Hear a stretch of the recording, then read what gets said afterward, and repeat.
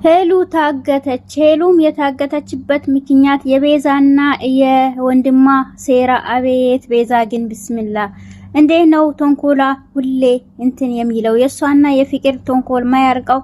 እንግዲህ ሄሉን አግቷታል ማለት ነው። ይሄንንም ያገቷት ገንዘብ የቤቱን ኪራይ ሳይጨርሱ ከቤት ውጡ በማለት ነበር ያገቷት።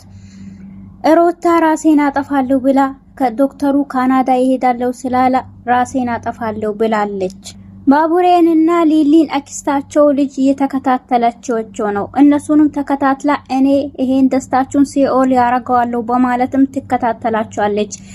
እሷም ውስጣ ታይቷት እኔ ይሄ ቦታ ከብዶኛል ባቡሬ ወደ ውስጥ እንግባ በማለትም እሱን አናግረዋለች። አሰላሙ አለይኩም ወራህመቱላሂ ወበረካቱ። ሰላም ሰላም፣ ጤና ይስጥልኝ የተወደዳችሁ የተከበራችሁ የቻናሌ ቤተሰቦች ሰላም እዝነት ፍቅር አይለያችሁ እያልኩኝ ውድ ኢትዮጵያን ውድ ኤርትራውያን ሰላማችሁ ብዝት ትርፍ ይበልልኝ። ዛሬ እንደተለመደው እየላችሁ የመጣሁት ከባለፈው የቀጠለው ሰራተኛዋ አዴ 257 ነው ይዤላችሁ የመጣሁት ማለት ነው።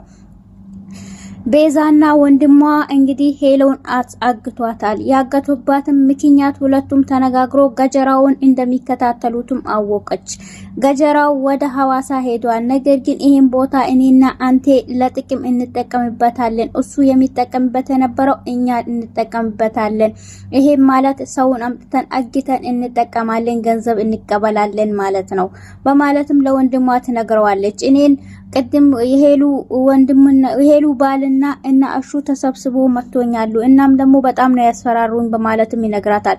በቃ ሄሉን ይዘሃት ትመጣና እዚህ እናግታታለን። ይሄም ማለት ደግሞ የሄሉ የአበባ ብዙ ጠላቶች አሉበት። ይሄም ጠላቶች ደግሞ እሱን ስለሚፈልጉት ሄሉን ተከትሎ ስለሚመጣ ደግሞ ሄሉንና አበባን አሳልፈን እንሰጣቸዋለን። እናም ደግሞ እነሱን ስንሰጥ ደግሞ ገንዘብ ብዙ ይሰጡናል እና እንደዚህ አርገን መጠቀም እንጂ ሌላ ምንም አማራጭ የለንም ብላ ተነግሯለች።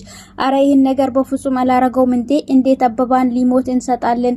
ይሄ ማለት እኮ አበባን ይገሉታል ማለት ነው ብሎም ሲነግራት በፍጹም አንተ አፈን ዝጋ በማለትም ወንድሟን አፉን አዘግታ ሄሉን ደግሞ አፍና አስመጥታታለች ማለት ነው። ባቡሬንና ሊሊን ያክስታቸው ልጅ ትከታተላቸዋለች። ይሄም ደግሞ ሁለቱም ደስተኛ ሆኖ በደስታ እያሳለፉ ነው። ደስተኛም ሆኖ ደግሞ ወደ ባህር አጠገብ ሄዶም እየተዝናኑ ሀይቁ ጋር ሆኖ አሉ። ይሄም እሷም እኔ አክስቴ እዛ ትቃጠላለች፣ እናንተ ደግሞ እዚህ ጋር ትዝናናላችሁ፣ ይሄም ደግሞ ሲኦል አረግባችኋለሁ እንጂ መቼም ሊሊ አንቺ ደስተኛ አትሆኝም በማለትም ትከታተላታለች። በዛን ሰዓትም ሊሊም የሆነ ነገር ካለ እየከበደኝ ነው እናም ከዚህ ቦታ እንሄድ በማለትም ትነግረዋለች። ሊሊ የሰርጉ ድካም እንጂ ሌላ ምንም ነገር የለም፣ ምንም ነገር አትፍሪ፣ ምንም ነገር የሚመጣም ነገር የለም፣ እሱ ድካሙ ሊሆን ይችላል በማለትም ይነግራታል።